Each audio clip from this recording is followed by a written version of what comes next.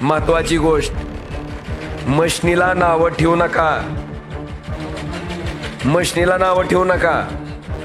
काय काही जण म्हणतात मशनीत घोळ आहे. हे लक्षात आलं का? मशनीत घोळ नाही, पण एवढ्या 3 गोष्टी केला तर कुणाचाही बाप मशनीमध्ये घोळ घालू शकत नाही. निवर गैरविश्वास दाखवू नका. तुम्ही जर म्हणला कुणाला बी दाबलं तर त्यांना जाते, लोक म्हणतील मग त्यांनाच टाकू.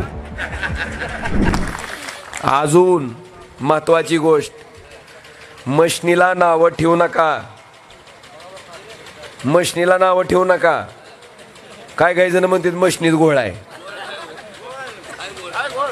अरे मोदी साहेबाला महत्वाची निवडणूक कोणची होती? लोकसभेची होती का नगरपालिकेची?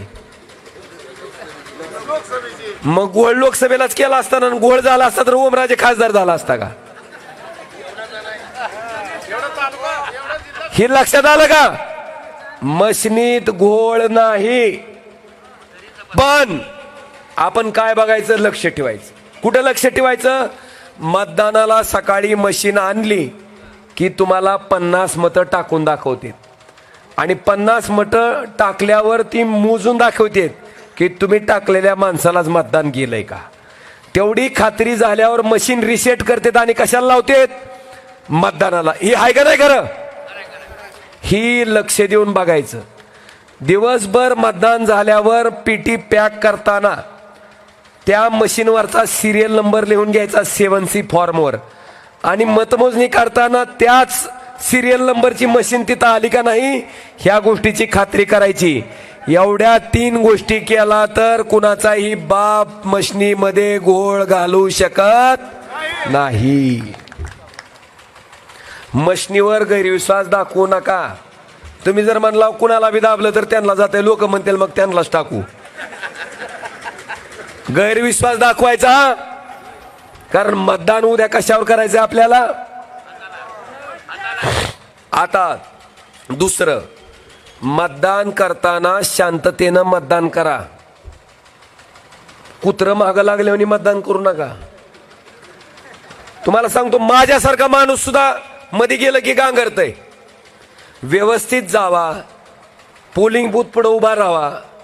ज्याला लिहिता वाचता येतंय त्यानं नाव वाचावं, आपल्या उमेदवाराचं चिन्ह बघावं हाताचं. नीट उजेड नसेल तर मतदानाचा जे केंद्राध्यक्ष असतंय त्याला बोलवायचं, ए ह्याच्यावर उजेड नाही, चिन्ह दिसना गेलंय मला, तू उजेडाची काय कर, व्यवस्था कर. तेवढं बघूनच त्याच्या पुढचं हाताच्या पुढचं बटन दाबायचं. पुन्हा खाली पंचायत समितीला बी हाताच्या पुढचं बटन दाबायचं आणि मग शांततेत बाहेर यायचं. कारण नगरपालिकेला आमची बरीचशे उमेदवार कोण 2 मतानं पड, कोण 4 मतानं पड, कोण 6 मतानं पड. तुम्ही जर चुकीची बटणं दाबली, वरचं दाब म्हणलं की वरच्याकडचं दाबणार आणि खालचं दाब म्हणलं की नोटाचं दाबून येणार.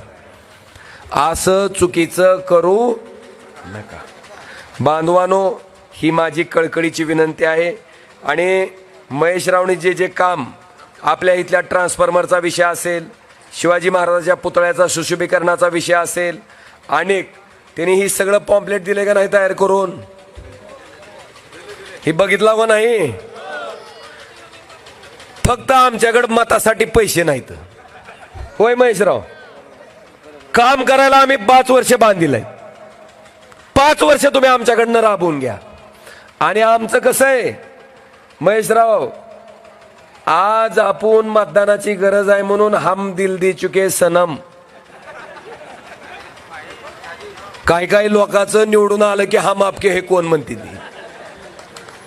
पण आमचं तसं हम दिल दे चुके सनम आजपासून आहे, ती पुढचं 5 वर्ष हम दिल दे चुके सनमच आहे. बिलकुल आम्ही बदल होऊ देणार नाही. आणि म्हणून बांधवानो, मला तुम्हाला साधा प्रश्न विचारायचा.